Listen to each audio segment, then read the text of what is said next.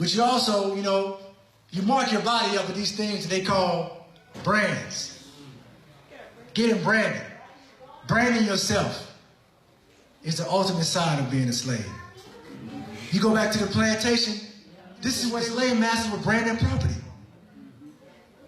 And it's not even just from the transatlantic slave trade. Even if you go back to Roman times, you see, Europeans, they use history as a military tactic.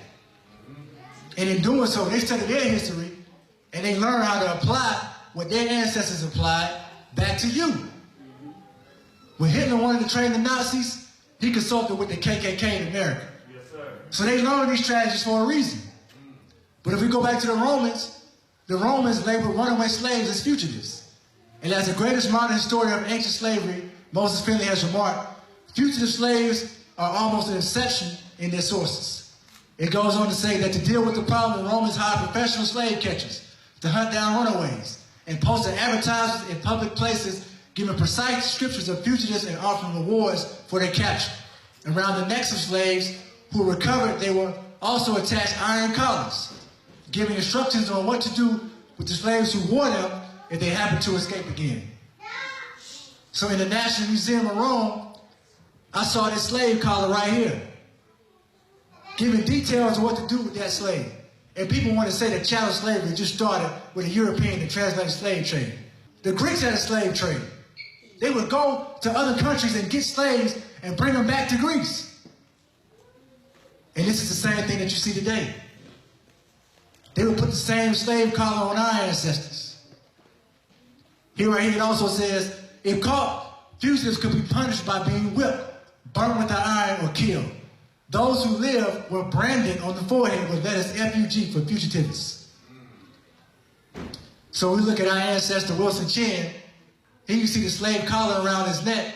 And if you look on his forehead, here you see he's branded on his forehead with his slave master's initials. Different day, same story. So what will make you as a man want to brand yourself on the ass? And that means you had to let another man do it. I mean, this also came from the plantation. On the plantation, when the master wanted to mark his property, he would get other black men, because he was too scared to do it for himself, he would get other black men to brand them like cattle, to stick that brand on you. And we still do this now. Don't move, nigga. Don't move.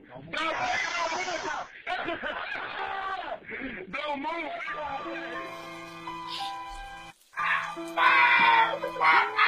Let's go, Aaron.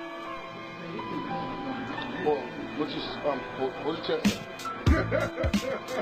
You a man now, boy. You count me, boy. Your slave days is over. Papa Rock is in here. We're gonna be made up there, maybe. He's thrown in already. Look at it. Woo, about that real quick. I gotta feel it. Where's your